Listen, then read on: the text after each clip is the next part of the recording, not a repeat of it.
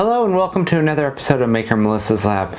In this episode we're going to be finishing the Prusa bear here, and if you haven't seen any of my previous build videos, go ahead and click on them. I'm going to go ahead and link them down in the description. We're going to go ahead and start with putting on the build plate, then we'll go ahead and route the wires, get everything all tested. These wires on this cord, because they're coming from the Hemera, they're actually like way too long, and I kind of wanted to replace the ends with these little latching pins here anyways. I picked up a few of them. I got them from Digikey. I can go ahead and link to those part numbers in the description, but that will allow me to maintain more consistent connectors, and it'll also allow me to shorten the cables to a more reasonable length, and so that's gonna work out really well. So with that, let's get started.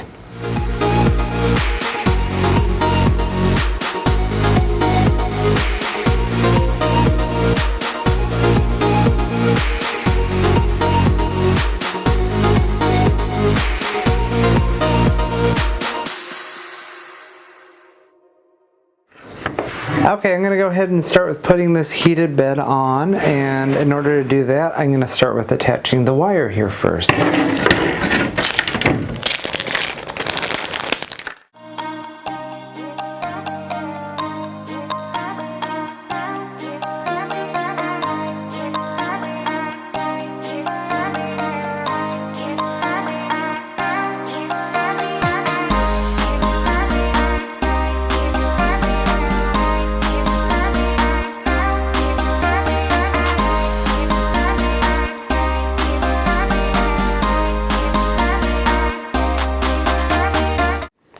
Now let's go ahead and attach the heated bed to here. I have these spacers and screws. Start off with the center one since it'll be the hardest to reach. Use the hex key to align that.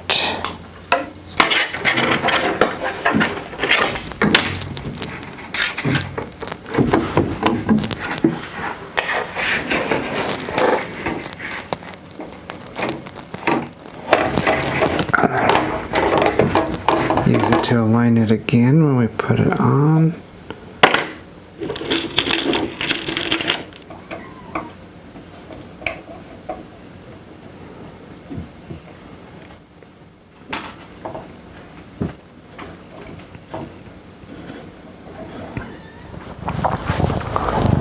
You might have heard this guy on camera.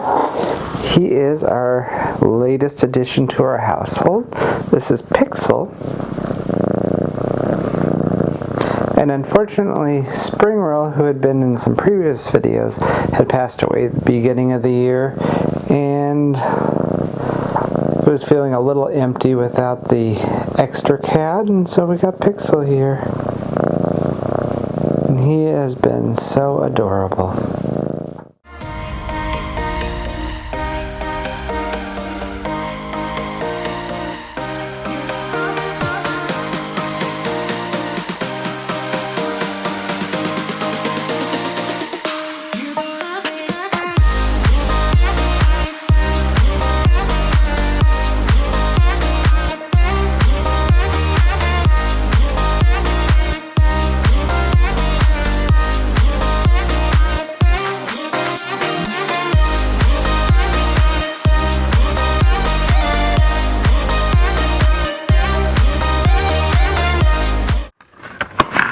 Now I have an Ulti-Stick bed here, and I am going to go and do a fitting test here.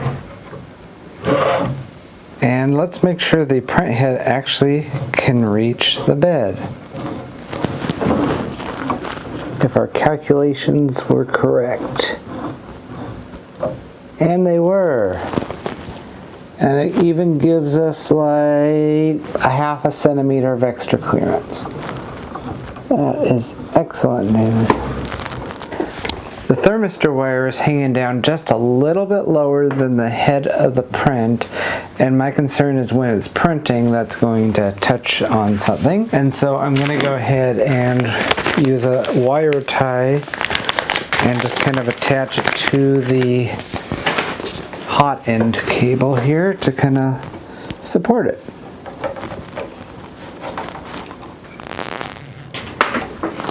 There we go.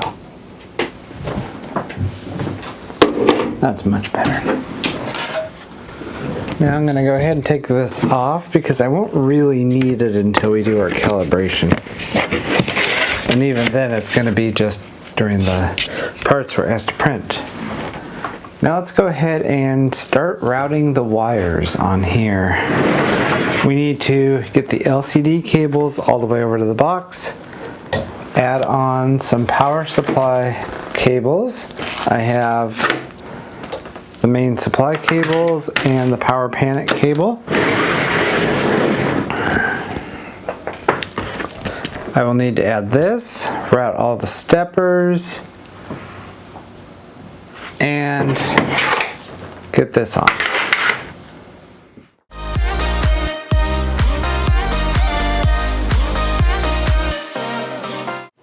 Okay, I've gone ahead and attached the wires to the power supply here. And we're going to go ahead and start with routing those first because I know the length should be good on these, as well as the heated bed should be good on, since these are all original Prusa 3D cables. Okay, I've gone ahead and attached the LCD cables.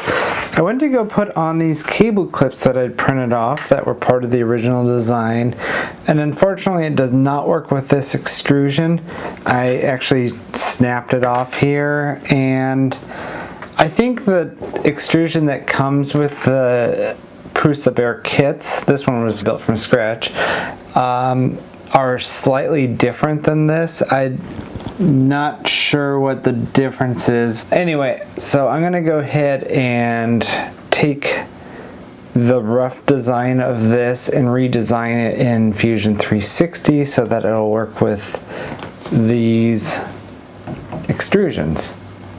Okay, I've gone ahead and I resized the cable clip. I was able to download the design for this, and I found the problem was this little inner edge here is a lot sharper than the lip of mine. It has about an extra 1 millimeter of thickness on there, so it doesn't quite come in as much. I was able to just go ahead and readjust 2 numbers on each clip, except for the LCD clip. I only had to adjust 1 number, and I am printing them off at the moment, and it should be a couple hours, so I'll come back after that.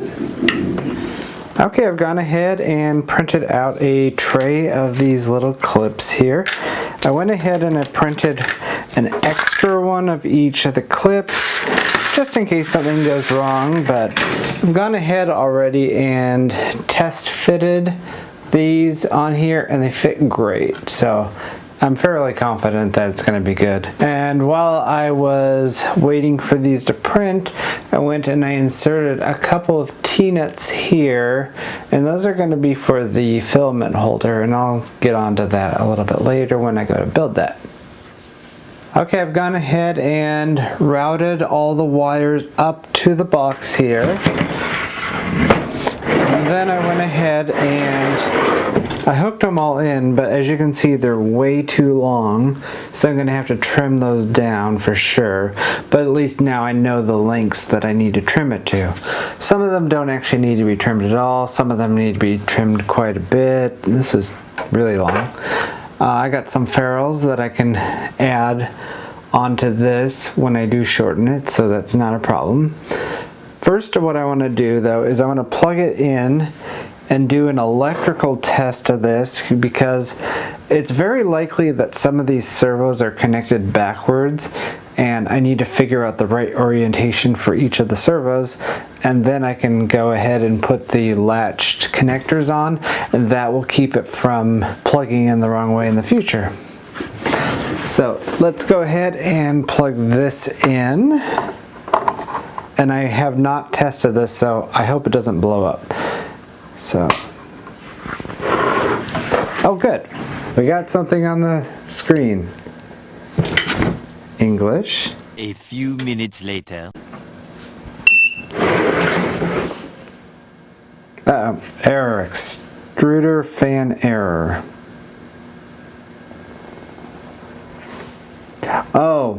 It's probably because this is a fan that does not return its RPM. If I were to hook up the original fan, it wouldn't give me the error. Okay, let's turn off the filament sensor. Fans check. Okay, we want to try removing the axes.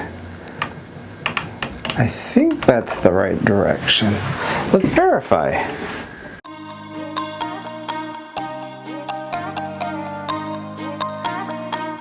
Z is easy, plus should be up. Excellent. I really would like to test the extruder before I continue, so let's go ahead and preheat for PLA. I might be lucky on this in that I just happen to connect everything the correct way. I just guessed. Oh, actually what I need to do is I need to heat this up to 270 degrees and then take a 7mm wrench and tighten the hot end. So I really should do that before I get too far along here. Let's see if this works. Setting, temperature, nozzle. Pretty sure it was 270 degrees. Oh no, 285. I'm gonna go get a 7mm wrench. We got a 7mm wrench here. I need a crescent wrench. Okay, there we go. Okay. I think that might have cooled it off. Anyway, it's nice and tight. I think that's about as good as I'm gonna get it here. Now let's go and set it to PLA temp so I don't make this explode. Okay, I think it's hooked up backwards. I'm gonna go ahead and shut it off so I don't damage anything. And disconnect the power. A few minutes later. Now this is going really slow, and it's most likely because it's expecting more of a setup like that. So I'm going to probably have to change some of these settings. But it'll work. A little longer than a few minutes later. Oh, there we go. We have some filament coming out. Works for me. I'm going to go ahead and pull that out of there.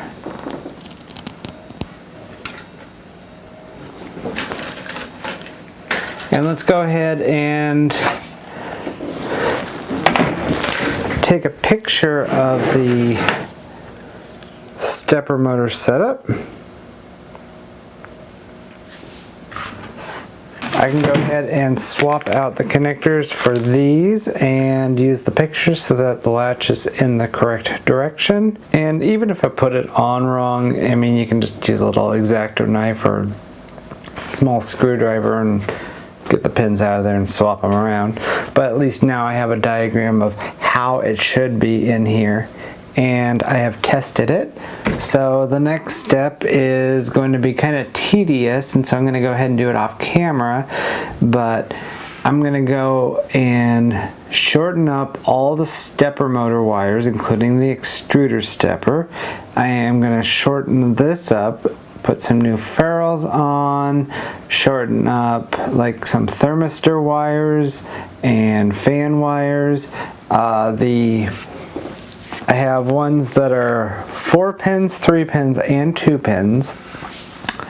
For the thermistor, I'll need a 2-pin. For the fan, it only has 2 wires, but it plugs into one with 3, so I'll need a connector with 3 on there, and for the rest of them, I'll need 4. So I'm going to go ahead and do that. Okay, I've gone ahead and trimmed down all the wires here, and I put on the little connectors with the latching tabs. I went ahead and printed off labels for each of these. Now on this textile wrap, I actually had ended up making this myself from a spare one of these, but I also wasn't thinking the fact that this is taller than normal, so I didn't quite make it long enough. I ended up making 2 of them and attaching them with a zip tie here, and I think that'll work for now. The wiring looks much better. It's a lot more consistent length. I went ahead and put a couple of ferrules on here, and I happen to have this green little connector from my spare parts. If I'd thought about it, I would have ordered one on the Prusa site when I was ordering the board. I had to make a special adapter for this fan because it's using a 24 volt fan instead of the 5 volt hot end fan. And what I did is I looked up some pinouts for the INC board here for the J19 connector, and I found a 24 volt pin, but in order to not conflict if I wanted to put a Raspberry Pi on there, I went ahead and only did the 24 volts, and then I put a couple dummy pins in here just to kind of hold the connector in here in just the right angle, and those won't interfere with the Raspberry Pi. I think this is like the Miso Mosi for the connector pins. And I'm going to just use the ground off of the fan connector here, so I went ahead and put the latching connector on there. So I'm really happy with how that ended up, and it looks great. And I didn't touch this, so next I'm going to go ahead and connect these all up and get this all closed, and then we could work on building the spool holder. Okay, I've gone ahead and cleaned up all the wiring and it looks great, I think. I went ahead and I attached these end caps here with the M6 bolts that I have here. And we're going to go ahead and create a filament holder. Now this is the one that came with the original Prusa that I had, but the little part here that hooks on the top snapped off, and it didn't quite fit anyhow.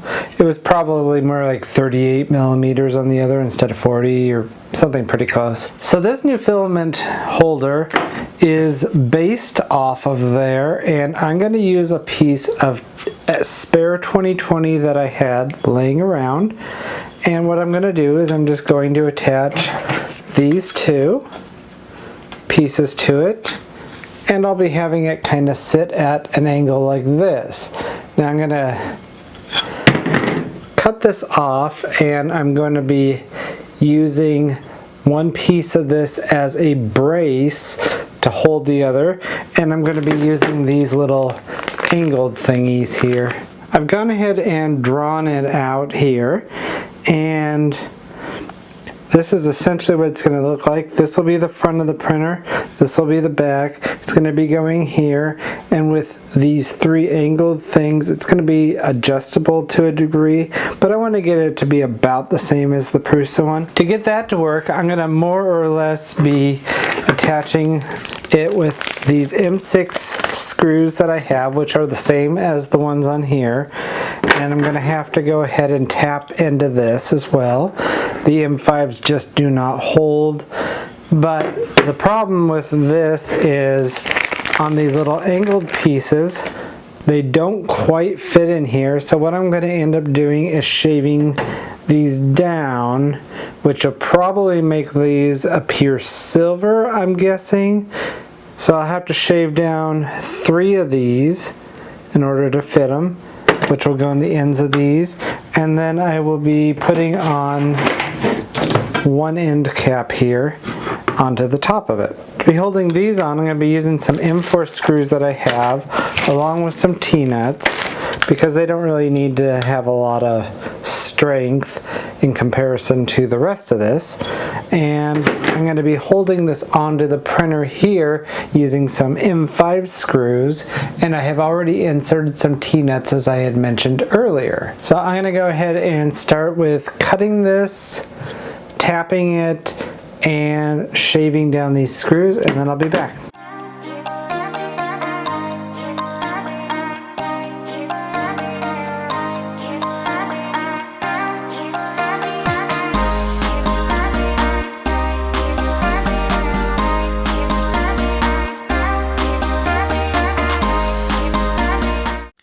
Okay, I've gone ahead and prepared these two pieces, so next up is attaching all of these. Now for these angled things, there are actually two different styles here, and to take it apart, you just remove the screw,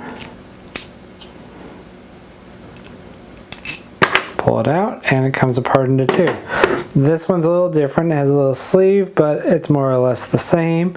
I've gone ahead and shaved off the little nubs on two of these because of the way they're going to go with the bar. I needed them to be flat against here. And let's go ahead and assemble that.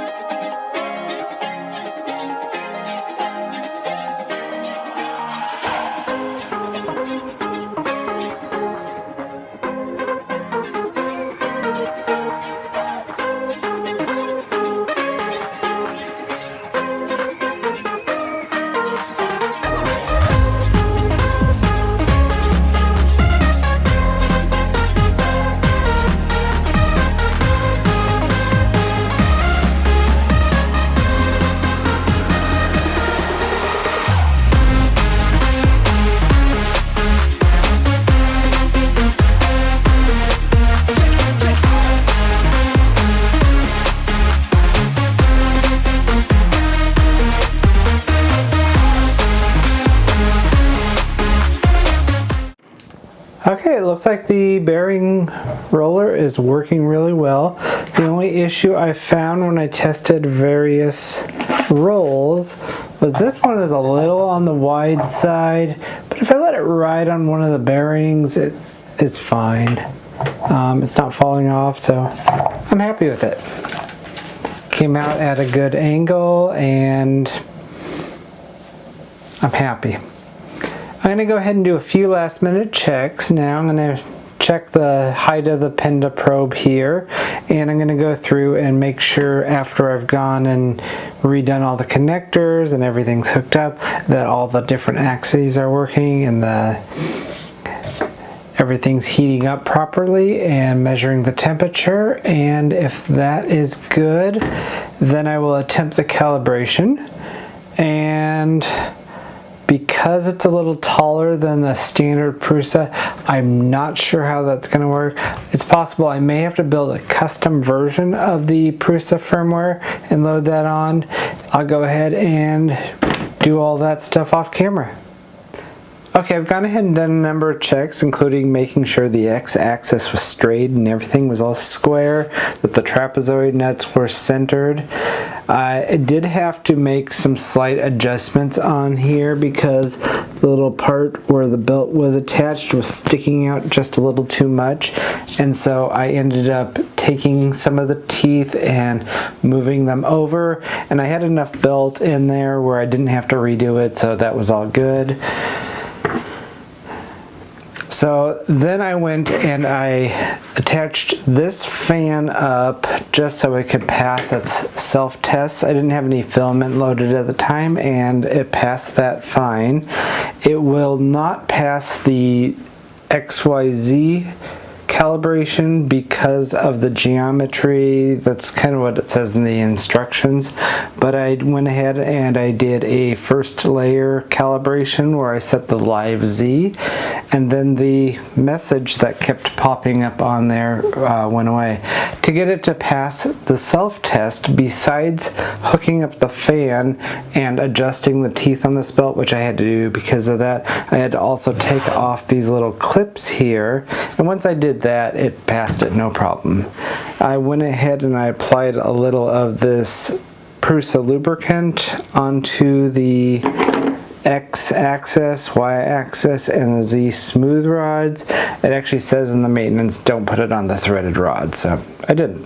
One thing I have noticed is with these couplers, the X-axis will actually hit them when it's at its lowest part, so it probably has a few millimeters less. I'll go ahead and make some adjustments in the slicer so that it doesn't go and use that extra few millimeters there that it thinks it probably has. I did end up having to compile some custom firmware for this because I was hoping you could put some G-code in to set the maximum height of this, which was set at 210, but it's actually 311 is what I had ended up measuring, and with that it's been working pretty well. So one last thing I want to do with this is go ahead and trim this ptfe tube down.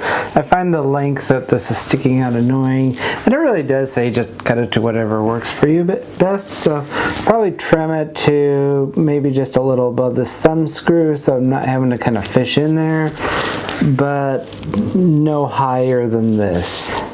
So I'm going to go ahead and do that, and then I think what I'm going to end up printing is a benchy to start out with, and I'll probably do a calibration cube as well, so I'll go ahead and get those models sliced and loaded up. I do need to update some of my slicer settings, and then we can go ahead and get that printed. Okay, it's finished printing the benchy first, and that turned out really well. In fact, so well I didn't even realize there were words on the back here, and if I'd done a smaller layer height and possibly with a smaller nozzle I might have actually been able to read them, but it's one of those features I've never noticed on a benchy before. The text on the bottom of course came out very good. It's a lot bigger, so it prints well, but I've had prints where it just did not work very well. Now let's pull the calibration cube off of here. Okay, and it's exactly 20. It's 0.03 off, so 0.02, 0.03. Could be dialed in just a hair if I wanted it. And the Z came out at 20.21, so I can dial that in a little bit just to get a little more accuracy, but I'm very happy with how that turned out. Things I like about this printer, I really am happy with this Ultistick. I had had some problems before with the textured sheet on the Prusa, but I have actually learned since that it was the type of paper towels that I was using to clean it off that were causing issues. So I could probably try it again with PLA, but it stuck really well to this Ultistick, which is what I was hoping for. With the Samara, because of the dimensions, I don't get as much volume for printing in the X and the Y axis, so that kind of is disappointing, but the quality I'm very happy with. For the Z axis, I like that I have more volume in terms of that, but at the same time I probably am not going to be using it, and I still have a large format printer if I wanted to do that anyways, but at least I know I could print quality really high. The other thing I'm looking forward to, hopefully, and it's probably just because it's so new, is a filament runout sensor being included in the top of here. And I think that could easily be done with the parts here. Now looking at the back, it looks like it has a little place for the cable to kind of go up for it. So I think that's going to be something coming in the future, and I'm really excited about that. When I was kind of struggling with the calibration message coming on when I first turned on the printer and I couldn't get rid of it because I couldn't run the calibrations, I was getting a little bit frustrated at that. And the fact that I wasn't able to run the XYZ calibration leaves me kind of scratching my head. What am I missing out on there? Is it not perfectly flat because of that? It's kind of hard to say. For the time being though, I'm going to go ahead and leave the printer as it is. I'm really happy with the Chimera now that it's not having that error message. Manually having to load and unload the filament, I can get used to that because I have that on some of my other printers like that anyways. So I really hope you liked this video. Go ahead and hit like if you did like it, and be sure to subscribe if you want to be notified of any of my future videos. I'll see you in my next video.